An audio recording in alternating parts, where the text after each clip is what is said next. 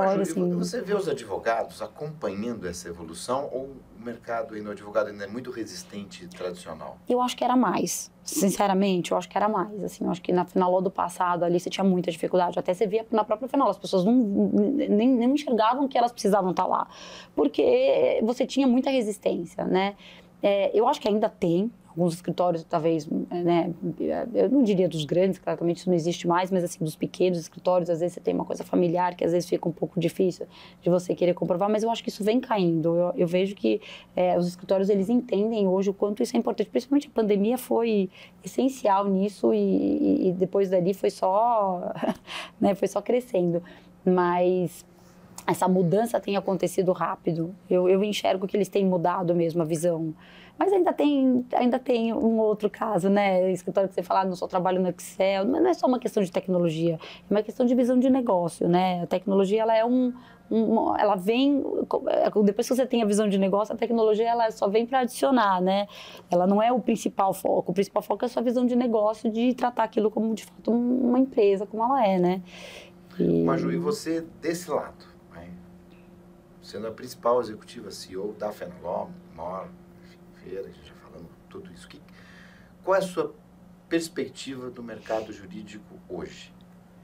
Olha, eu acho que o mercado vai mudar muito com a inteligência artificial. Eu acho que vai, assim, o que você falou, a lidar com as pessoas, lidar com o cliente, isso não vai mudar, mas a forma como o negócio hoje é visto vai mudar muito, né? Então, eu enxergo, assim, a Fenalog, para mim, ela só tem como crescer, porque o que a gente está falando aqui exatamente desse entendimento do escritório como negócio, isso só vai crescer. Eu não vejo mais uma volta, né, para o passado de resistências e tal. Então, eu enxergo, afinal, assim, um ascendente completo, total, em relação a enxergar isso como negócio, tecnologia, inteligência artificial, mudança no perfil do profissional que está dentro desses escritórios hoje, né? Como eles atuam, como eles trabalham.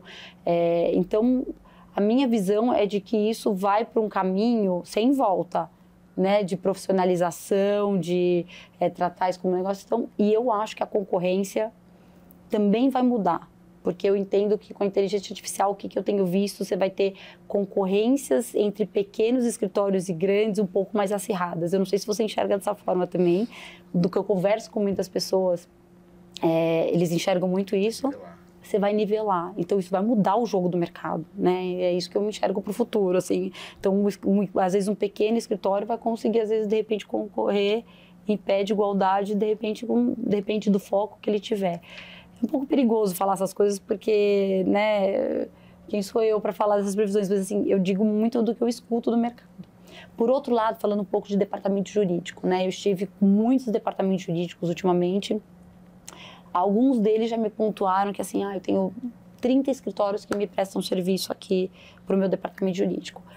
Tá, o que você está querendo para o futuro? Eliminar todos eles porque eu quero ter inteligência artificial. Uma pessoa coordenando. Você já ouviu isso? Eles só não sabem como fazer isso agora. Eles estão começando alguns...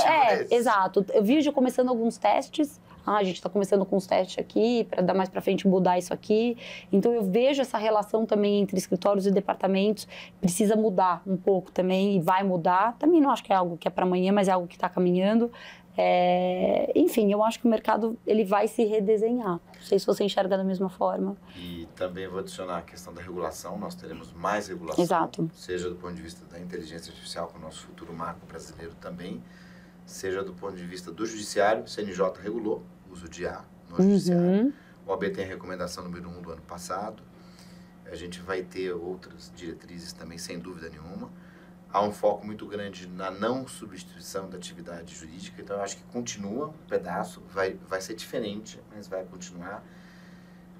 O advogado ele vai gerir mais tecnologia, mas ele vai continuar, entre aspas, assinando ainda aqui digitalmente, e vai ter mais até responsabilidade, porque vai ter mais volume de gestão, vai ter que ter mais técnicos, outras carreiras vão surgir também.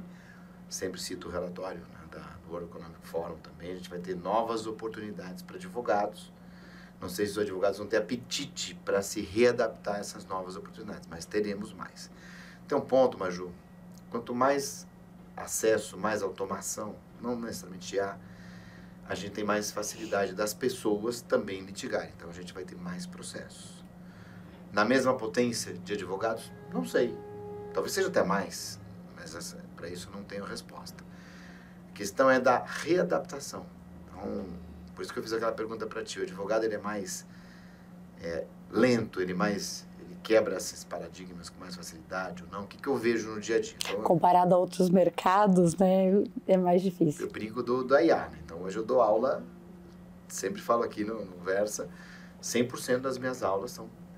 eu converso com as ferramentas, não é que eu uso, eu já converso, questiono, provoco, dou para os alunos, etc. E eles falam, os outros professores não fazem isso, mas está disponível. Por que o Renato faz isso? Bom, porque a minha obrigação está no limite da tecnologia. O pessoal brinca e fala, se der tudo errado, você está no final. Eu falo, não, se der tudo errado, eu não vou ter cliente. Então, estamos juntos, não tem problema, o mundo vai ser diferente.